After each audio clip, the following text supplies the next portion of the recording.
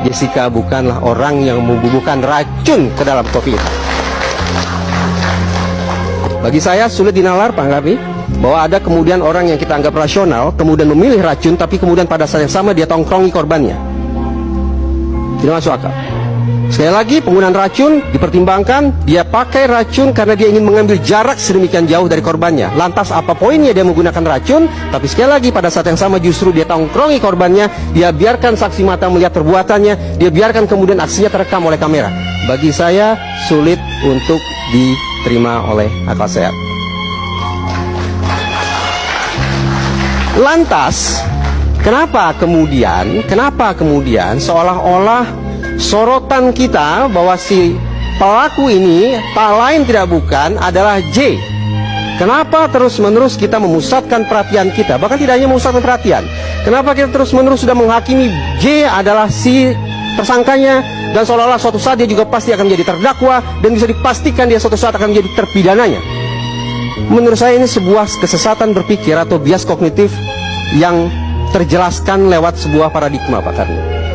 Kesesatan berpikirnya di mana? Karena korban ada di meja itu, dan karena lokasinya adalah meja itu, maka seolah-olah pelaku pun harus ada di meja itu. Kita abai bahwa, kembali ke poin yang tadi saya kemukakan, instrumen dalam kejahatan ini adalah racun. Logika penggunaan racun sebagai instrumen kejahatan adalah si pelaku ingin mengambil jarak sedemikian rupa dari korbannya. Dengan demikian, betapapun korban ada di meja itu, betapapun lokasinya adalah meja itu, namun pelaku menurut saya tidak berada di meja itu. Dengan kata lain, spekulasi saya yang kedua, apabila ditanyakan sesuai judul acara ini, apakah Jessica adalah pelaku pembunuhan Mirna?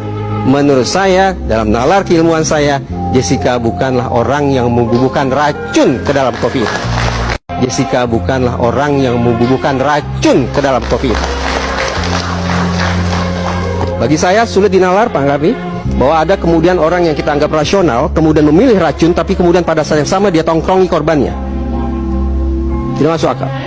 Sekali lagi, penggunaan racun dipertimbangkan, dia pakai racun karena dia ingin mengambil jarak sedemikian jauh dari korbannya. Lantas apa poinnya dia menggunakan racun? Tapi sekali lagi pada saat yang sama justru dia tongkrongi korbannya, dia biarkan saksi mata melihat perbuatannya, dia biarkan kemudian aksinya terekam oleh kamera.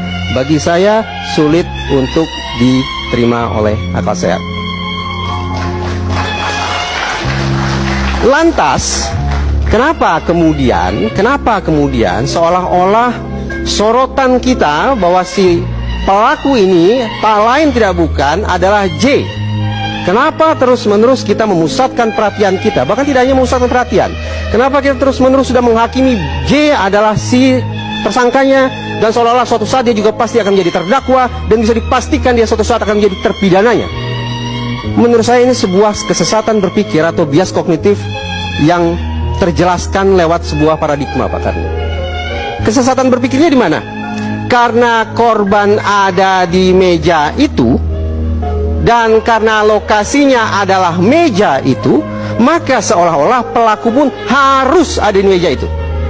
Kita abai bahwa, kembali ke poin yang tadi saya kemukakan, instrumen dalam kejahatan ini adalah racun.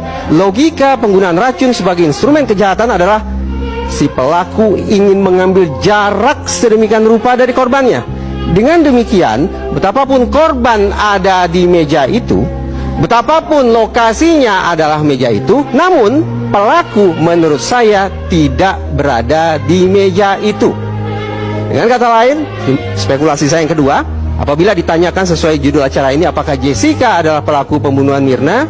Menurut saya, dalam nalar keilmuan saya, Jessica bukanlah orang yang membubuhkan racun ke dalam